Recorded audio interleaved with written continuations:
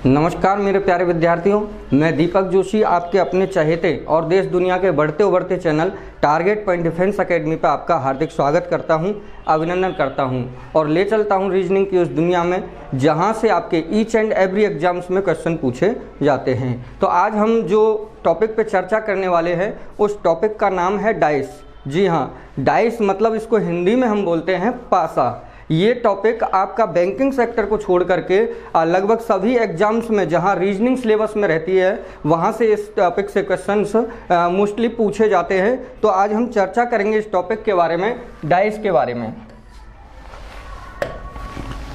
तो आपका टॉपिक है वही डाइस। डाइस को हिंदी में बोलते हैं पासा। पासा आज हम पढ़ने वाले हैं। सेशन को स्टार्ट करने से पहले आप इस वीडियो को लाइक करिए, सब्सक्राइब करिए और शेयर करिए। शेयर करना ना भूलिए दोस्तों। यहाँ पे हमारा शेयर करने का मूल उद्देश्य यही है कि ये उस हर विद्यार्थी तक वीडियो पहुँचे जहाँ इसकी आवश्यकता है, सर्वाधिक रूप से आवश्यकता है। तो देखिए स्टार्ट करते हैं डाइस। अब डाइस में मैं कहूँगा कि डाइस कैसा है, कैसी आकृति होगी डाइस। इस टॉपिक को हम माइनस लेवल से स्टार्ट करेंगे और टॉप लेवल तक के सभी प्रकार के प्रश्न हम यहाँ पे देखने वाले हैं। तो माइनस लेवल का कहने का मतलब मेरा यही है कि डाइस, जो ये बच्चा नहीं जानता है कि डाइस होता कैसा है, तो सबसे पहले मैं स्टार्टिंग करूँगा इसी पॉइंट से कि डाइस कैसा होगा। तो आपके सामने मैं एक डाइस का फिगर बना रहा हूँ।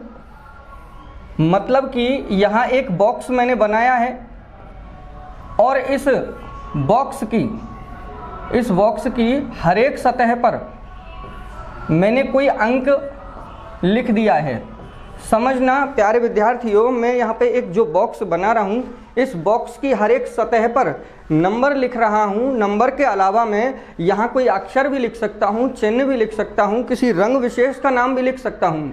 मतलब एक बॉक्स की सभी सतहों पर कुछ लिख दिया जाए तो वह आकृति पासा कहलाती है। बॉक्स को हम क्यूब भी बोल सकते हैं। जैसे चौक का बॉक्स होता है उसमें आपकी सतह रहेंगी 6। कितनी सतह रहेंगी?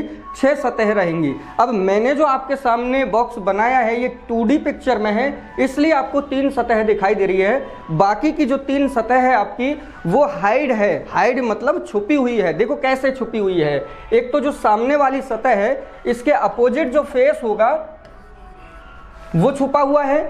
2 के विपरीत मतलब 2 के अपोजिट जो नीचे वाली सतह है वो आपकी हाइड है, वो आपकी छुपी हुई है। 3 के विपरीत, 3 राइट में है और 3 का विपरीत लेफ्ट में होगा, वो सतह भी आपकी छुपी हुई है। कहने का मतलब 3 सतह तो आपको दिखाई दे रही है और 3 सतह छुपी हुई है। इस प्रकार से टोटल जो सतह है वो 6 है। तो 6 वर्गाकार सतहों से बनी बंदा आकृति को घन कहते हैं। घन की प्रत्येक सतह पर, घन की हर एक सतह पर हम कोई अंक, बिंदु, अक्षर या किसी रंग विशेष का नाम लिख देते हैं तो वो आकृति पासा बन जाती है। अब देखिए आपने समझा कि डाइस या पासा किस प्रकार का होगा, जो आपके सामने मैंने बना करके बता दिया है। अब हम आगे बढ़ते हैं इसमें। तो पासे में ये आप सभी जान चुके हैं कि टोटल 6 सतह होती है, पर सतह 2 प्रकार की होती है। इस बात का आपको ध्यान रखना है। तो देखिए सबसे पहले हम देखेंगे सतह के प्रकार। अब देखो भाई, सतह का नाम अलग से कुछ और भी आ सकता है आपके एग्जाम में, इसलिए मैं सतहों के नाम और बता देता हूं कि सतह को हम पृष्ठ भी कहते हैं, पार्श्व भी कहते हैं, इसके अलावा हम समतल भी कहते हैं। कई बार एग्जाम में सतह का नाम फलक भी आ जाता है या इसको हम इंग्लिश में सरफेस बोल सकते हैं। ठीक है भाई, सरफेस यहाँ पे हम इसको बोल सकते हैं। तो ये तो है सतहों के नाम। सतह को किन किन नाम से आप जानते हैं?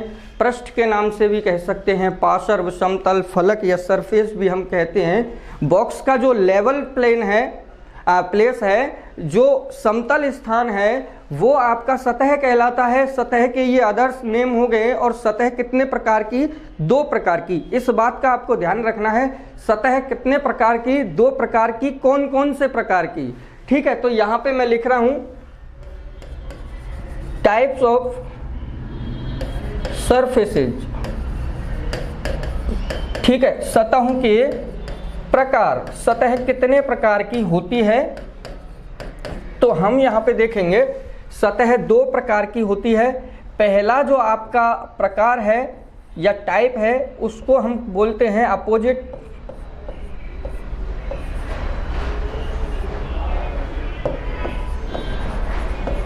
सरफेस या कह सकते हैं विपरीत सतह, ठीक है। और दूसरा जो टाइप है आपका वो है एनक्लोज सरफेस,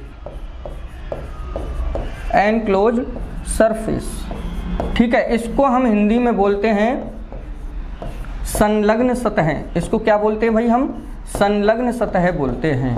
मैंने आपको बताया सतहों के प्रकार, मतलब सतह दो प्रकार की है।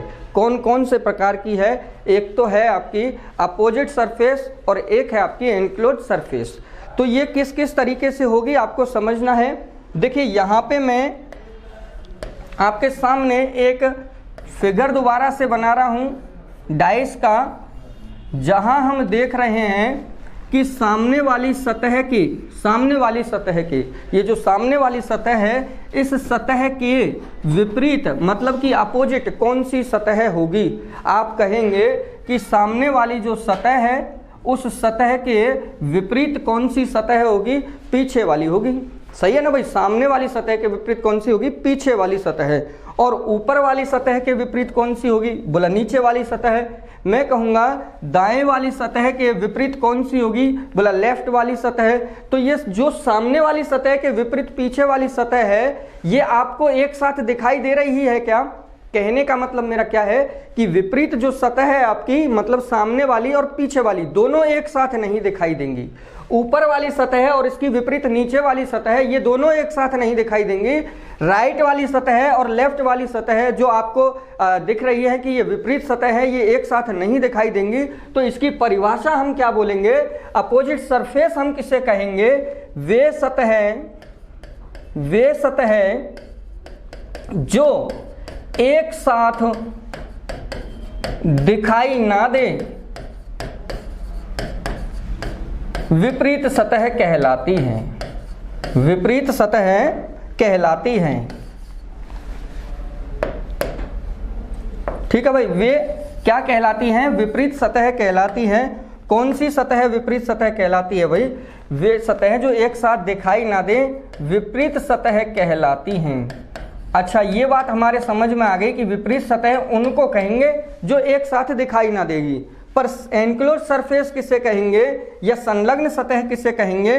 कि भाई संलग्न का मतलब आप नाम से जान रहे होंगे कि संलग्न का मतलब होता है जुड़ा होना। संलग्न का मतलब होता है जुड़ा होना।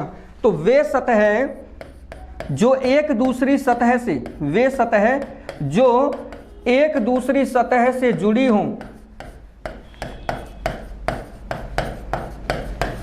क्या कहलाती है? संलग्न सतह कहलाती हैं।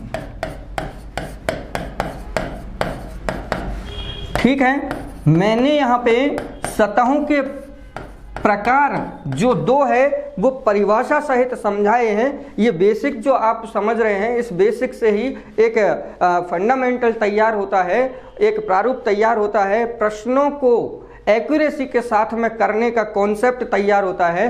तो यहाँ हम सबसे पहले समझे हैं कि पासा जो है उसमें 6 सतह होंगी, पर वो 2 प्रकार की होंगी, विपरीत सतह और संलग्न सतह। विपरीत का मतलब ऐसी सतह जो एक साथ दिखाई ना दे, संलग्न का मतलब ऐसी सतह जो एक दूसरी सतह से जुड़ी हुई हो।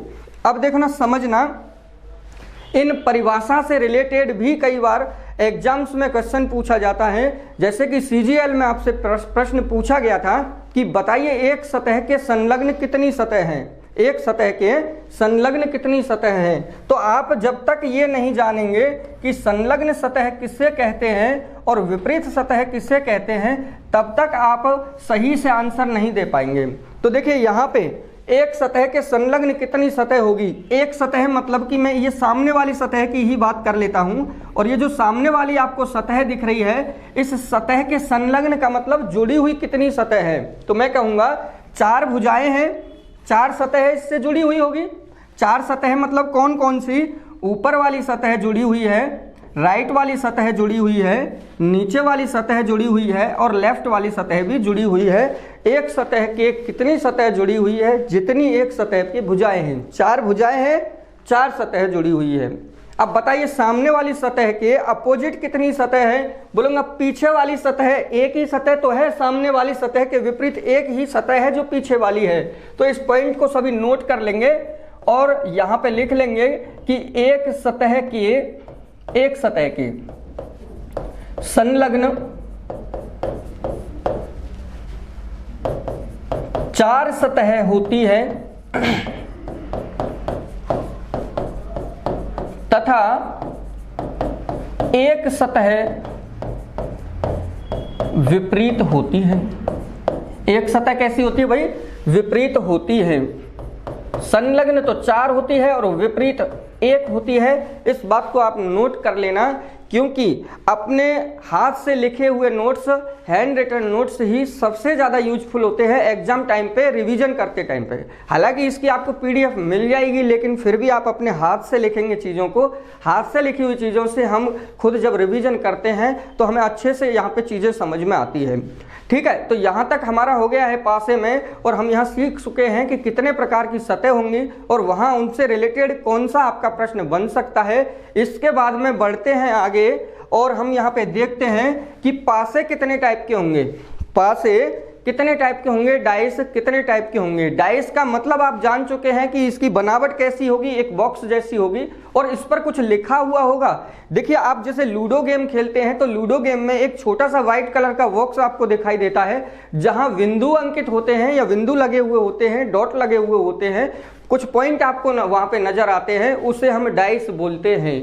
तो यहां आप देखेंगे कि डाइस कितने टाइप के होंगे। टाइप्स ऑफ डाइस, पासे के प्रकार। पासे के प्रकार आप समझने वाले हैं तो पासे मैं कहूंगा 2 प्रकार के होंगे भाई। डाइस कितने प्रकार के होंगे? 2 प्रकार के होंगे। कौन कौन से होंगे? तो यहां पे मैं पहला नाम लिख रहा हूं डाइस का, स्टैंडर्ड डाइस। स्टैंडर्ड डाइस, देखिए स्टैंडर्ड डाइस को हम हिंदी में बोलते हैं मानक पासा। मानक पासा या इसको हम बोल सकते हैं शुद्ध पासा। मानक पासा बोल सकते हैं या क्या बोल सकते हैं? शुद्ध पासा बोल सकते हैं। स्टैंडर्ड डाइस का मतलब होता है शुद्ध पासा या मानक पासा। इसके बाद में जो आपका दूसरे प्रकार का पासा होगा वो वही होगा आपका साधारण पासा, जिसको हम नॉर्मल डाइस बोलते हैं। ठीक है, दूसरा जो टाइप आपका आता है वो है नॉर्मल डाइस, जिसको हिंदी में बोलते हैं साधारण पासा। अब इसके बाद में हम आगे बढ़ेंगे और पढ़ेंगे स्टैंडर्ड डाइस के बारे में, मानक पासे के बारे में। मानक पासे से रिलेटेड कितने प्रकार के किस किस तरीके से प्रश्न पूछे जाते हैं वो हम आगे बात करते हैं। तो सबसे पहले मानक पासा या स्टैंडर्ड डाइस आप लिख लेंगे और स्टैंडर्ड डाइस से रिलेटेड क्वेश्चन यहाँ पे हम समझेंगे। लेकिन उससे पहले मैं आपको बताना चाहूँगा कि मानक पासा या शुद्ध पासा होगा किस प्रकार का, होगा किस प्रकार का, या फिर मैं कहूँगा कि वो साधारण पासे से कैसे भिन्न होगा। भाई बनावट एक जैसी ही होगी, ऐसा नहीं है कि मानक पासा कुछ अलग टाइप से बनता हो या वहाँ पे 6 सतहों से ज़्यादा या कम सतह होती हो, ऐसा नहीं है। वहाँ पे मानक पासे में भी और साधारण पासे में भी होगी सिमिलरिटी यही कि सतह भी 6 होंगी और वहाँ बनावट भी एक जैसी होगी। लेकिन मानक पासे में क्या होता है, मानक पासे की परिभाषा हम जैसे बोलते हैं कि यहाँ विपरीत सतहों का योग 7 होता है। विपरीत सतहों का योग कितना होता है भाई? 7 होता है। अब इससे हम निकाल सकते हैं कि इसमें विपरीत सतह कौन सी होगी। जब विपरीत सतहों का योग 7 है तो वहां 1 के विपरीत कौन सी सतह होगी? आप आसानी से बता सकते हैं कि 1 के विपरीत जो सतह होगी वो 6 होगी, 2 के विपरीत जो सतह होगी वो 5 होगी और 3 के विपरीत जो सतह होगी 4 होगी। जब विपरीत सतहों का योग 7 है तो आप यहाँ योग करके देख लीजिए, 3 और 4 7, 2 और 5 7, 1 और 6 7। ये क्या है भाई? विपरीत सतह है। मानक पासे की क्या है? विपरीत सतह है। और आप यहाँ मन से कुछ नहीं लिख सकते हो। कहने का मतलब मेरा समझना कि ऐसा नहीं है कि एक के विपरीत आप मन से लिख दो 4 या 5। देखिए जो लूडो हम गेम खेलते हैं वहां पे जो डाइस होता है वहां एक पॉइंट के अपोजिट 6 पॉइंट होते हैं, हमेशा फिक्स है, इसीलिए उसको हम बोल सकते हैं कि ये मानक पासा है या स्टैंडर्ड डाइस है, क्योंकि वहां पे एक के अपोजिट कितने पॉइंट होते हैं, 6 पॉइंट होते हैं। हमेशा ध्यान रखना है ये मानक पासे में विपरीत सतह होंगी। अब देखिए यहाँ पे प्रश्न ऐसे नहीं पूछेगा बताइए मानक पासे में 2 के विपरीत कौन सी सतह है, क्योंकि बिना कैलकुलेशन के हम इन चीजों को याद रख पा रहे हैं। तो यहाँ पहचान के रूप में प्रश्न आपका आता है। पहचान के रूप में कैसे आपका प्रश्न रहेगा समझना, आपके सामने 4 विकल्प दिए गए होंगे और उन्हें दिए गए 4 विकल्पों में से कहेगा कि बताइए इनमें से कौन सा मानक पासा है, या कहेगा इनमें से कौन सा मानक पासा नहीं है। देखिए मैं यहाँ पे सबसे पहला क्वेश्चन लिख रहा हूं और ये जो क्वेश्चन है वो किस प्रकार से है, निम्न में से कौन सा मानक पासा है, कौन सा मानक पासा है। यहां 4 ऑप्शन में 4 पासे आपके सामने बनाए गए हैं। पहले ऑप्शन में मैंने बोला 2, 3, 4। दूसरे ऑप्शन में मैं दूसरा पासा बना रहा हूं और यहां आपको देखना है कि ये मानक पासा होगा या नहीं, 4, 5, 2। इसी प्रकार से हम यहां तीसरा ऑप्शन देख रहे हैं और तीसरे ऑप्शन में मैं लिख रहा हूं 6, 1, 3। इसके बाद में आपका चौथा जो ऑप्शन है उस चौथे ऑप्शन में प्रत्येक सतह पर मैं लिख रहा हूं 1, 2, 3। ठीक है, आपको पहचान करनी है कि इनमें से कौन सा मानक पासा है। अब देखिए यहां पे हम चीजों को समझते हुए चलेंगे और देखेंगे कि कौन सा मानक पासा है। आप सभी जानते हैं कि जिस किसी पासे में 1 का विपरीत 6 होता है, 2 का विपरीत 5 होता है या 3 का विपरीत 4 होता है, तो वो पासा कैसा पासा कहलाता है, बोला मानक पासा कहलाता है। अब आप समझ रहे हैं विपरीत का मतलब क्या होगा, विपरीत सतह का मतलब क्या होगा। ऐसी सतह जो एक साथ दिखाई ना दे विपरीत सतह कहलाती है। जब 1 के विपरीत 6 है तो आप सभी जानते हैं कि 1 और 6 एक साथ नहीं दिखाए गए होंगे, 2 और 5 एक साथ नहीं दिखाए गए होंगे, या 3 और 4 एक साथ नहीं दिखाए गए होंगे। जब भी ये एक साथ दिखाए गए होंगे तो दिखाई गई सतहों का योग कितना हो जाएगा, बोला 7 हो जाएगा। तो मैं कहूंगा कि मानक पासे की पहचान क्या होगी, दिखाई गई 2 सतहों का योग 7 ना हो, दिखाई गई किसी भी 2 सतहों का योग कितना ना हो, 7 ना हो। यहाँ पे योग 7 हो गया है तो ये मानक पासा नहीं है। रीजन क्या है कि मानक पासे में जब 3 के विपरीत 4 है तो 3 और 4 तो साथ दिखाए नहीं गए होंगे, इसका मतलब ये मानक पासा नहीं। 2 और 5 भी साथ नहीं दिखाए गए होंगे, 6 और 1 भी साथ नहीं दिखाए गए होंगे। यानी कि मैं बोल सकता हूं यहाँ योग 4, 3, 7 हो गया, यहाँ योग 5, 2, 7 हो गया, यहाँ योग 6, 1, 7 हो गया। तो ये मानक पासे नहीं है। मानक पासे कौन से होंगे या मानक पासा कौन सा होगा जहां दिखाई गई 2 सतहों का योग, किसी भी 2 सतहों का योग 7 नहीं आए। तो यहां देख लीजिए आप 2 और 1 3 है, 3 और 2 5 है, या मैं कहूं 3 और 1 4 है, मतलब कि योग 7 नहीं है। ऑफकोर्स 7 से ज्यादा भी हो सकता है, 7 से कम भी हो सकता है, लेकिन 7 नहीं हो वो पासा कहलाएगा कैसा, मानक पासा। तो यहाँ पे एक छोटा सा नोट के रूप में आपको लिखना है मानक पासे की पहचान। मैं लिख रहा हूं कि मानक पासे की पहचान के लिए क्या करना है, मानक पासे की पहचान के लिए दिखाई गई किसी भी 2 सतहों का योग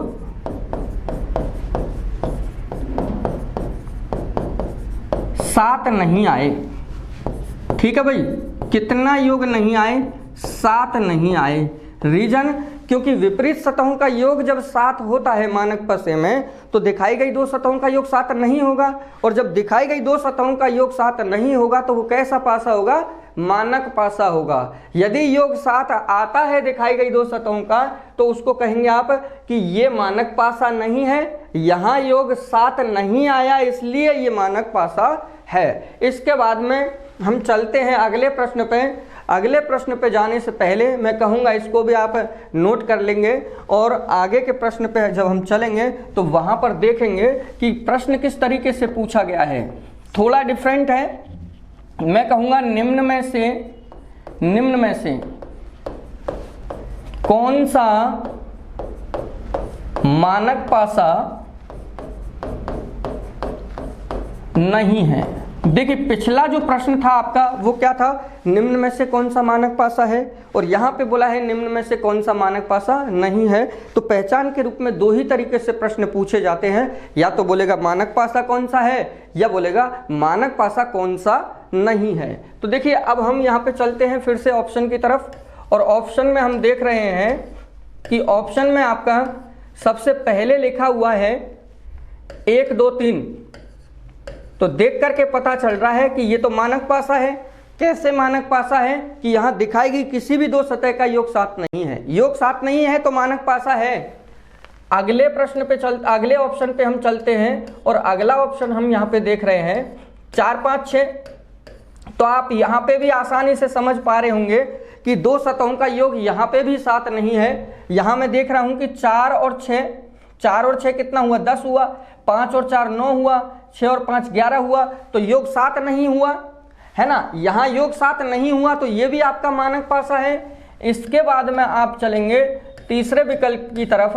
तो तीसरे विकल्प में हम देखेंगे कि यहाँ पे क्या लिखा हुआ है? यहाँ 2 लिखा हुआ है, इसके बाद में यहाँ 6 लिखा हुआ है, इसके बाद में यहाँ 3 लिखा हुआ है। आप बताइए यहाँ दिखाई गई दो सतहों का योग 7 है क्या? बोला नहीं है। नहीं है तो ये भी मानक पासा है।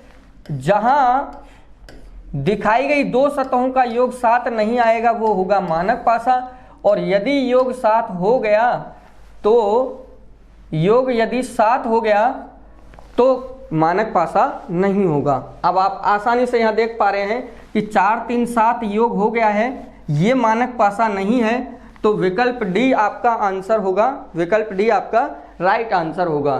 तो 2 प्रकार के प्रश्न हमने देखे यहाँ पे। इसी के साथ साथ हम तीसरा प्रश्न देख रहे हैं, और तीसरे प्रश्न में भी वही पहचान पूछ रहा है कि निम्न में से कौन सा मानक पासा है।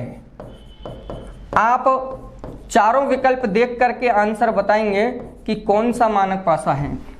तो पहला ऑप्शन है प्लस माइनस हैज। अगले विकल्प में हैज स्टार डॉलर। अगले विकल्प में star dollar at the rate, और अगले विकल्प में मैं बोल रहा हूँ भाई नन ऑफ दीज। अगले विकल्प में क्या बोल रहा हूँ? नन ऑफ दीज मैं बोल रहा हूँ। रीजन यहाँ समझना, कई बार इस तरीके से भी ऑप्शन आते हैं तो हम समझेंगे कि कौन सा निम्न में से मानक पासा है। ये देखना मानक पासा कौन सा है। अब आप मानक पासे की पहचान के लिए एक तरफ तो बोल रहे हैं कि दिखाई गई दो सतहों का योग 7 नहीं आए। अब आप बताइए इनका योग करके देख सकते हो क्या? बोला नहीं देख सकते, क्योंकि यहाँ पर तो चिन्ह है। जब चिन्ह है तो आप योग करके नहीं देख सकते। इसका मतलब क्या होगा कि मानक पासे में या तो नंबर्स दिए गए होंगे, अंक दिखाए गए होंगे, गिनती दिखाई गई होगी, या फिर बिंदु दिखाए गए होंगे, या फिर गिनी जा सकने वाले तत्व दिए गए होंगे। मतलब आप योग करके देख रहे हैं तो चिन्ह, रंग विशेष का नाम या अक्षर इस प्रकार से कुछ नहीं आएगा। यदि इस प्रकार से आता है तो वो मानक पासे की श्रेणी में नहीं आता है। इनमें से कोई सा भी मानक पासा नहीं है, क्योंकि यहाँ दिखाई गई दो सतहों का योग 7 करके नहीं देख सकता। तो आंसर क्या बोलोगे कि भाई विकल्प ए, विकल्प बी और विकल्प सी में से कोई सा भी आंसर नहीं है। नन ऑफ दीज, इनमें से कोई नहीं। D option is the right answer. ठीक है भाई। इसके बाद में चलते हैं और हम प्रश्न देखते हैं कि और किस प्रकार से प्रश्न पूछा जा सकता है। अभी मैंने जैसे दिए गए 3 विकल्पों में चिन्ह दिए थे, अक्षर अगर आए या इसके अलावा रंग विशेष का नाम दिया गया है तो वो भी आपके मानक पासे की श्रेणी में नहीं आएंगे। वहाँ पे भी आपको आंसर नन ऑफ दीज या कहना है कि इनमें से कोई नहीं। इसके अलावा कभी कभार प्रश्न पूछ लिया जाता है। किस प्रकार से प्रश्न पूछ लिया जाता है, देखो ध्यान देना। यहाँ मैं कहूँ निम्न पासे में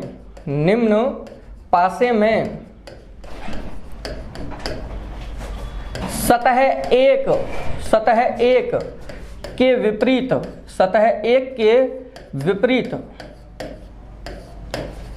कौन सी सतह होगी। तो यहाँ देखो निम्न पासा पहले तो समझना है।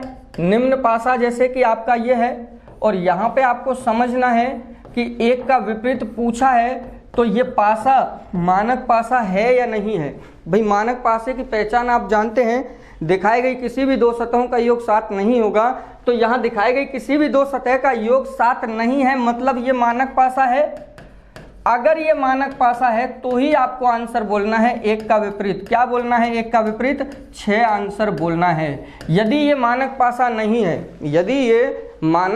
नहीं है, तब आप कंफर्म नहीं बोल सकते बिना देखे मतलब एक का विपरीत पीछे की साइड है जो दिख नहीं रहा है, तो एक का विपरीत बिना देखे हम कब नहीं बोल सकते हैं? यदि वो मानक पासा नहीं होता है तो। अच्छा, मानक पासे में तो फिक्स होता है, इसलिए हमने बोल दिया एक का विपरीत क्या है? 6। तो इसके साथ साथ हम अगले प्रश्न पे चलेंगे और अगले प्रश्न में देखेंगे कि यदि मानक पासा नहीं हुआ तो वहां हम कैसे आंसर देंगे।